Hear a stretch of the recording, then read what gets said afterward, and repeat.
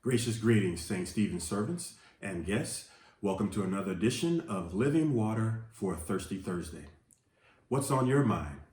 Has anyone ever asked you what's on your mind? What are you thinking about?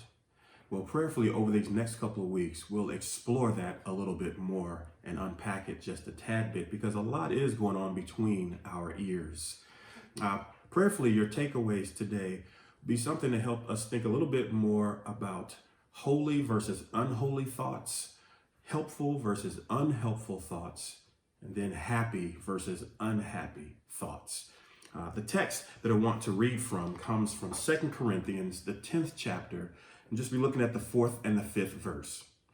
It says, "For the weapons of our warfare are not carnal, but mighty through God to the pulling down of strongholds, casting down imaginations and every high thing that exalted itself against the knowledge of God, and bringing into captivity every thought to the obedience of Christ." Now, have you ever heard someone say, think long, think wrong? Well, I'd venture to say the opposite is probably even more true. If we think wrong, we'll probably think long about the wrong thinking that we had and then the actions that it caused. And so this is exactly what Paul is trying to address in this 10th chapter to the church at Corinth. He's addressing a subject that I don't think we spend enough time on, and that is our thoughts and what we are thinking. So he says the weapons of our warfare are not carnal, they are not flesh, that we can't use our power or strength, but mighty through God himself is the one that pulls down strongholds. And I like how he uses this word strongholds because strongholds actually speaks of something having you more than you have it. Strongholds is kind of like grandma used to say, there's nothing wrong with having money, but it's a big problem when money has you. Strongholds is another way of saying we have an addiction, if you would, where something is causing us to do things that we wouldn't ordinarily do, say things we wouldn't ordinarily say, or go places we wouldn't ordinarily go. And so that is what he's speaking of. And only God's power, only thinking things that are holy, trying to move and operate in holiness will help us to overcome those strongholds. And then he moves on, casting down imaginations and every high thing that exalteth itself against the knowledge of God.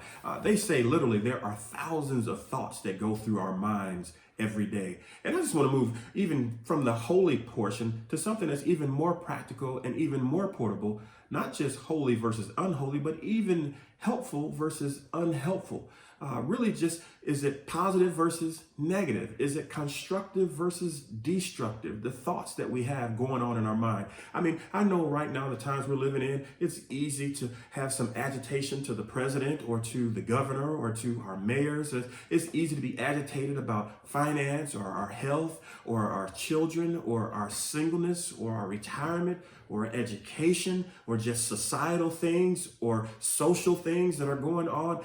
It's easy for those things to go there. But what Paul is really pushing towards here is it's far better to have our minds in a place that are helpful versus unhelpful, that are constructive versus destructive even. And then to move to the simplest form, not just holy versus unholy and helpful versus unhelpful, but even to the place of happy versus unhappy.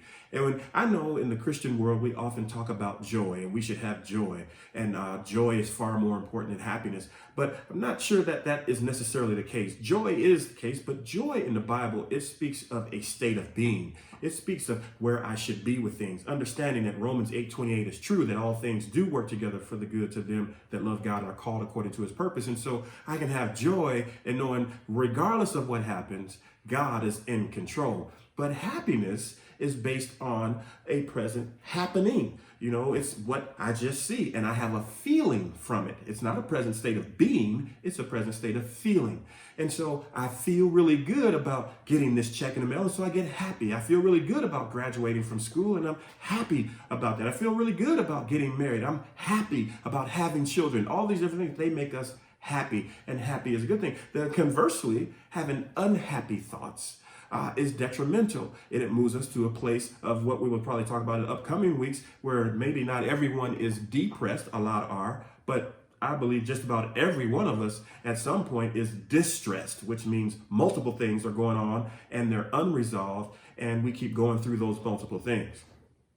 Well, a verse that kind of brings all of this together that I want to close with comes from Philippians, the 4th chapter, the 8th verse. And if you've been in church a couple days, you've probably memorized this verse or memorized a verse in this 4th chapter of Philippians. But this says, finally, brethren and sisterin, whatsoever things are true, whatsoever things are honest, whatsoever things are just, whatsoever things are pure, whatsoever things are lovely, whatsoever things are of a good report, if there be any virtue, and if there be any praise, think on these things. What's on your mind? What are you thinking about? Holy versus the unholy. Helpful versus the unhelpful. Of course, happy versus unhappy. Are you smiling? Smiling actually feels good. God bless you. God keep you is our prayer. Until next week.